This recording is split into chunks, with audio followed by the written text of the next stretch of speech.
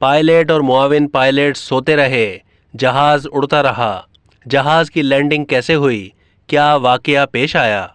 Ethiopian airlines की एक flight के पायलट और मुआविन पायलट दौरान परवास सो गए और फ्लाइट को मामूल के मुताबिक लैंडिंग नहीं करा सके। इस हवाले से बताया गया कि ये वाकया उस वक्त पेश आया जब पायलट और मुआविन पायलट सूडान से इथोपिया जाने वाली फ़्लाइट ET-343 उड़ा रहे थे।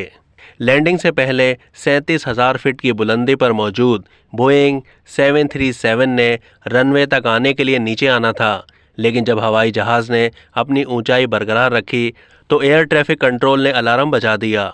ऑपरेटर्स ने पायलट और मुआविन पायलट से रब्ता करने की कोशिश की, लेकिन नाकाम रहे। अपनी मतलूबा मंजिल को पीछे छोड़ने के बाद बोइंग का ऑटो पायलट निज़ाम मुतहरिक हो गया और उसने अलार्म बजा दिया, जिससे दोनों पायलट्स जाग गए। उसके 25 मिनट के बाद हवाई जहाज़ बाहिफाजत लैंड कर गया और अगली फ़्लाइट के रवाना होने तक तकरीबन 2.5 घंटे तक खड़ा रहा।